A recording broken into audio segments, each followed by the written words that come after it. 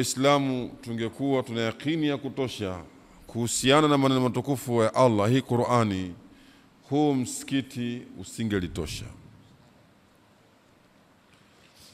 Huu msikiti ungelikuwa ni mdogo maradufu.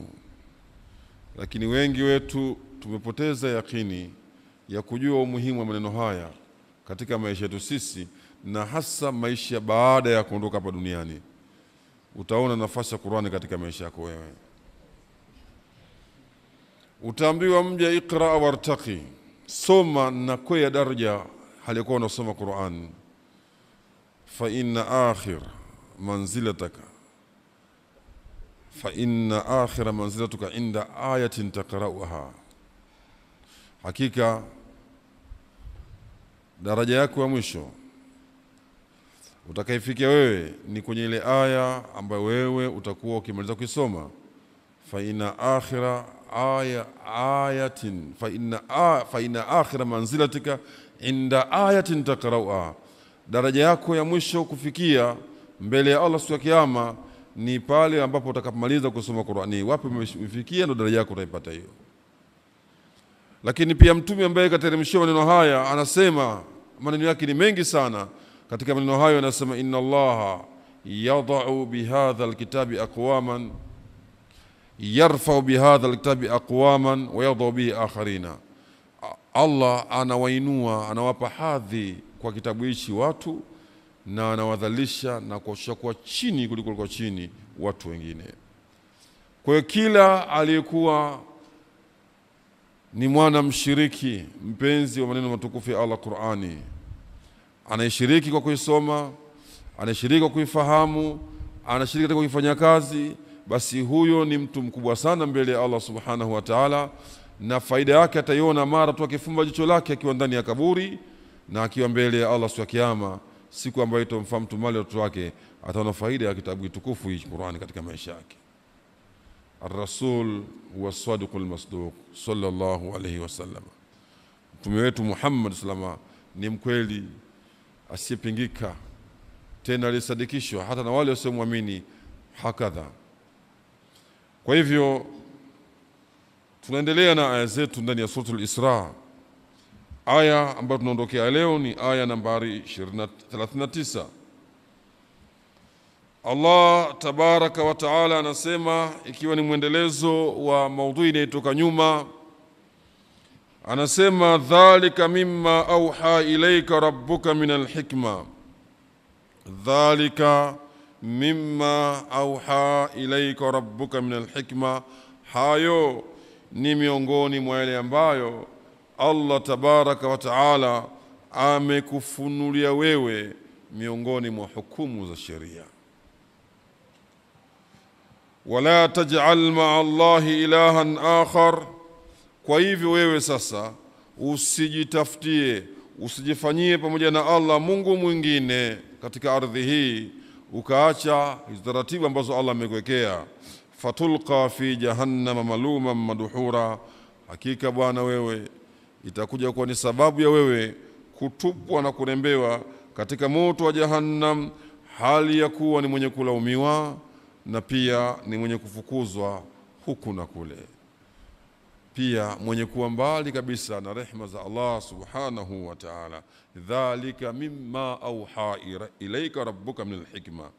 Dhalika ismu ishara, inarejesha nyuma. Dhalika hayo yepi? Amri na maelekezo ambayo Allah ametupa huko nyuma kuanzia nyingi, lakini neno ambalo alianza Allah huko nyuma kwamba asiabudiwe isipokuwa yeye Mola mtukufu, tusiwe bakhili, tusiuane sisi kwa sisi, tusile mali ya mayatima, tusizini, kadha wa kadha ambazo zimesemwa huko nyuma. Sasa hizo nasema dhalika mimma auha. Hayote hizo hukumu za sheria, mwongozo, akhlaq ambazo umeelezwa huko nyuma, mimma auha ilayka rabbuka min alhikma, ni miongoni ewe Muhammad sallallahu alaihi wasallam, ni miongoni mwa yale ambayo Mola wako mlezi mtukufu amekufunulia wewe katika mambo ya sheria. Hikma hapo kwa maana ya hukumu, mambo ya sheria, taklifat, takalif min Allah subhanahu wa ta'ala ila al-khalq, kwa viumbe. Kwa hayo ni miongoni tu mwa zile sheria na taratibu ambazo Allah ametaka zifuatwe hapa duniani na viumbe. Kwa hizo ni miongoni mwazo hizo. Wala taj'al ma Allah, sasa ikiwa hizo taratibu ambazo umewekewa wewe mmekwenye viumbe mzifuate katika ardhi hii kwa kumtii Mola wenu, basi msifanye pamoja na Allah.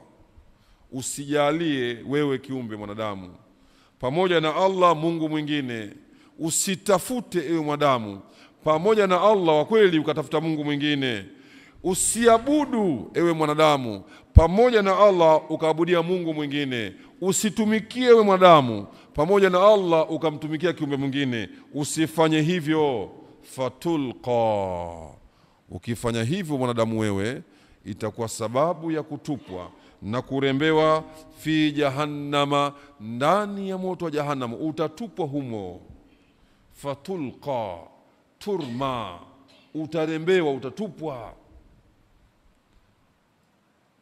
Utatupwa, unafungwa pingu na minyororo, halafu zabania wanakurembea ndani ya moto wa jahannama. Utafanywa hivyo wewe. Fatulqa fi jahannama maluman, utatupwa katika moto wa jahannam hali ya kuwa ni mwenye kulaumiwa. Nani anakulaumu? Na wewe unalaumu nani anakulaumu? Talumuka nafsuka, kwanza nafsi yako itaanza kukusuta na kukulaumu wewe. Tunasema majuto mjukuu, hakuna liwezekana tena kwa kipindi hicho. Have you ever wanted a really big screen? Nafsi yako italaumu, itakulaumu wewe ewe kiumbe, lakini pia yalumuka khalikuka Allah, atakulaumu Mola wako mtukufu aliyekuumba, kwani amekutekeleza, amekuumba, akakamilisha, akupa muongozo, bado akakupa muda, lakini bado wewe ukutaka kutumia vyema muda huo. Sasa Mola wako siku ya kiyama atakulaumu, lakini pia watakulaumu viumbe wengine katika wale ambao walifanya kazi kubwa kwako wewe, walikusaidia, kukuongoza, kukunasihi, lakini ulikataa. Basi siku hiyo sasa wataanza kulaumu, lawama zitakuja upande wako wewe.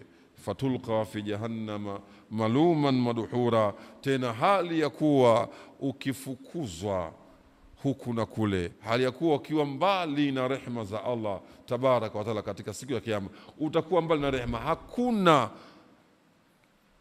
yeyote atakayethubutu kuwa na huruma na wewe akakutoa kwenye moto. Hakuna. Umeshawekwa mbali na rehema za Allah subhanahu wa ta'ala. Kwa hiyo hauna aina yote ya msaada wewe. Yaogope hayo.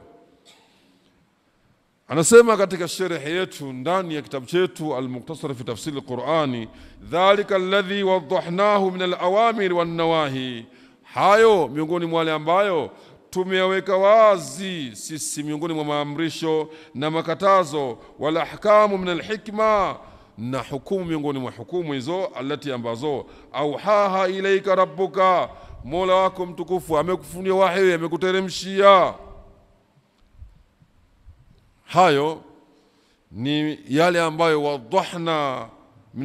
wadahnahu min al-awamiri, tuliweka wazi miongoni mwa maamrisho, wan nawahi na makatazo,